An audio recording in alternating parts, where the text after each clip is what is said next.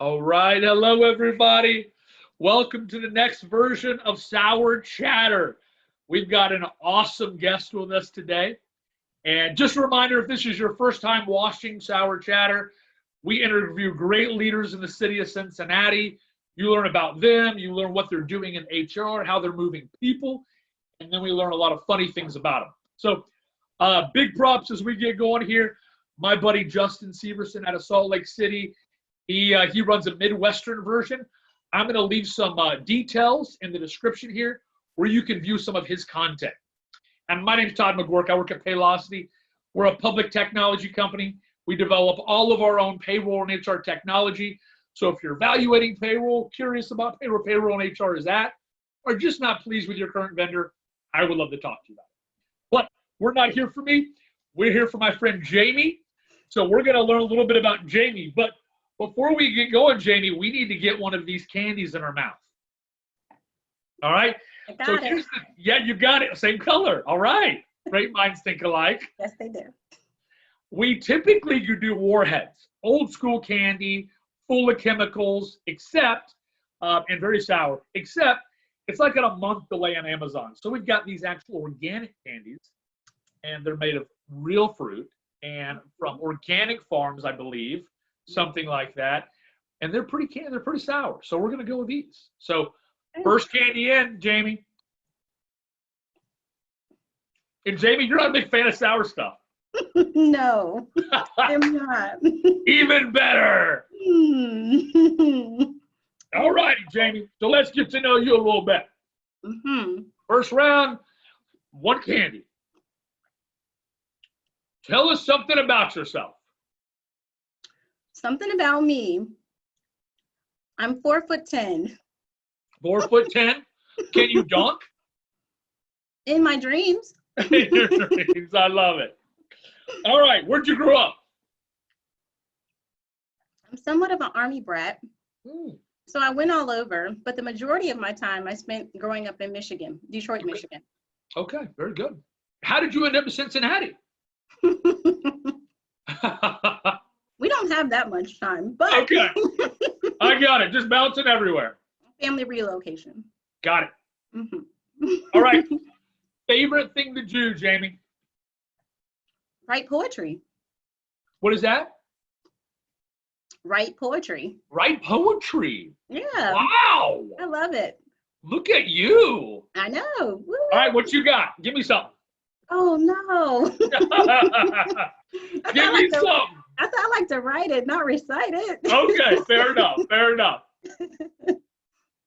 Maybe you'll consider posting something to the comment under our Sour Chatter video. I can do that. I can write an HR related poem and I will get it on there. I You promise. are awesome. You are awesome. All right. So Jamie, where do you work at? Well, I work with Queen City Skilled Care, which used to be a part of RNA Healthcare in Kenwood, Cincinnati, Ohio area. Okay. Okay. And how long have you been there? 3 years. 3 years. Yep, January 2017. So it's been 3 years. Very good. And as you can see, Jamie's an essential worker. So Jamie, thank you for all your work and your team's work. You guys are awesome. Superheroes. Thank you. Should have brought your cape today. I was looking around to see if I brought it, but it's not here. So what's your favorite thing about RNA Healthcare? My favorite thing about RNA Healthcare, actually, I love our team. I think inside and out, so internally and externally, my coworkers as well as the clinicians that work out in the field, they are awesome. Of course, you always have some that go above and beyond, but overall, I think everybody is committed to giving great patient care. They understand our mission, our values in regards to customer service. And inside this office, it's like family. So, I mean, you just can't beat it. That's wonderful. Yeah. I love that. I love that. All right. So you're at RNA Healthcare, 3 years. What is your role there? So I was the regional VP of HR, and that's because we had multiple companies that I would do HR consulting and administration for. As of 2018, we sold part of those companies. And so right now my title is HR Director. VP of HR, but it's nothing regional just because we only have the one location. So the regional dropped off, but I still go by VP of HR or HR director for Cleveland Field Care. Now, how long have you been in HR? Ooh, I started my HR career in 2007. Come on. Working for Home Instead Senior Care. Oh, I love it. All right. So you've been in this field for a while. Yes. Yes. Got it. Very good. I love it. And what do you love about HR? I like being there. I feel like I like being there, being present, being active for our employees. There's something about, I've been with companies who have outsourced. I've worked for companies who've outsourced their HR, and the impact that it has been devastating. People need people to be there, to answer their questions, to be a counsel of some sort, to just make life easier, whether they have life changes that require HR assistance. I just like being there for them. I like making it work for them, taking a stress off of them. It could be a form, it could be, EAP programs, it could be questions about benefits that they're worried about. I just like being a resource for people who are already going through enough in this thing that we call life. And I believe that's what HR professionals do. So that's solid. Yeah. That's a great answer. So I love it. Great answer. Love it. Are you ready for round two? Oh, wow. That's two, right? That's two. Okay, go ahead. Yeah. I'm ready. I have man, I'm telling you, these kick my butt. These are worse than warheads for me. Oh my gosh. I think because you have to chew them for a while. And I know. Okay, so two, right? Yes, two. Now, I want to give you some advice. Okay. When it comes to this one, it's really hard. Like, you're going to have to park it. Because if you try to chew it and talk, it gets bad. Okay. All right. So I'll try to park it. All right, here we go. You ready? Yeah.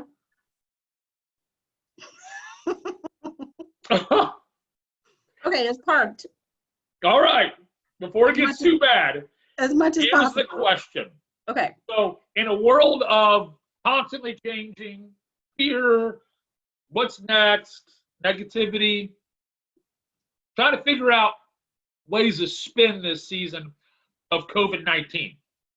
So, you are a leader in HR, know how to move people, personally, professionally. What are some things in this season that we can kind of make lemonade out of a lemon? We can learn, we can grow, we can get creative. Things that maybe this season provides to us that in the past, we were too busy to consider, or we didn't have to go there. This is really challenging. I know. I tried to park it. You want to chew it. You want to chew it. I tried to park it, but it wasn't working. So I'm coming. You're doing great. Oh my gosh. I know. Your eyelid just dropped. It was so sour. Okay. Oh wow. Okay. So amid COVID-19,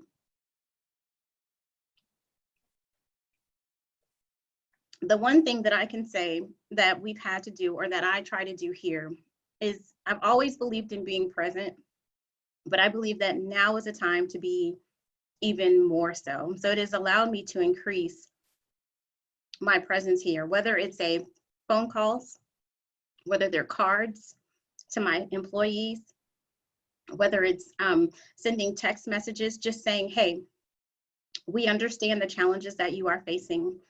We are here for you as much as we possibly can be. It's also communicating to them the need to be, even for myself, being more flexible. COVID has presented a time where we can learn how to be more flexible in times like this because we weren't prepared for it. And so, and some of the rigidity, I can't even say it today, but us being rigid, it has shaped us to where we have to be more open to the needs of our employees, of our patients. And so just trying to figure out how we engage those people and get them to open up, to tell us what's going on. So again, that's for me doing weekly calls, weekly emails, sending out text messages, something not even related to what's going on in work, because a lot of times it's just like, oh, you're calling me about work. No, I'm calling you about being a person who's on the front lines, risking their health, risking the health of their families, and all of the stuff that comes with that, with being a warrior out there right now during COVID. Encouraging people to rethink. I have a calendar, and I will share kind of my messages from my calendar. They're positive messages. So it's a conscious effort during COVID to be more positive, to create positive messages, positive interactions with my employees, to rethink how we do technology, to rethink about how we think about readiness and strategy. How are we going to make it through it? How are we going to prepare for the next unexpected thing? So it's actually allowing us as a company and our employees to think how to be more strategic. How do we meet the needs of our patients? How do we meet the needs of our employees in times such as these? And it's, instead of being that last minute, I'll wait till the house is burning down before I do something, it allows me to think ahead, to start preparing for those things that, which is great. So I think that's what we're doing right now, just being present, being a resource, being positive. Yeah. And that's it. I love it. I love it. That's it. Yeah, and then we can carry those new habits and new emphasis and things maybe we missed when things were so quick and moving. Mm-hmm. Bring it to this when everything starts to settle back down, and our workplaces are that much stronger. So for sure. And what it communicates to them is that we're here throughout the entire process. So in the long run, we hope that only strengthens the foundation of our employer and employee relationships. You know what I mean? Because we didn't abandon the process. We're here with you as much as we possibly can. And every time we send out an email, we say, we appreciate you. We are so thankful for what you're doing. You guys are providing a necessary, service to people who can't take care of themselves. So, I mean, it's just constantly reassuring them that they are the business. I love it. I love it. I love it. That's an awesome answer. I don't need to add anything. Awesome answer. Okay, well, good. Are you ready for round 3? Oh, man. I just cleared out round 2. This means 3 candies. Now, I can't join you on 3 because my kids got into my bag and ate them. Lucky you. I know. Is that convenient? Lucky you. I know. All right. So we're going to move from such a well-said answer to COVID difficulties to we're going to learn some awesome stuff about you, fun stuff about you. All right. Hey. 3 in. 1 for me. It's all not fair. I love it.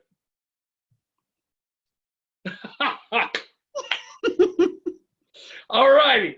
While you're struggling through that, your most embarrassing professional moment.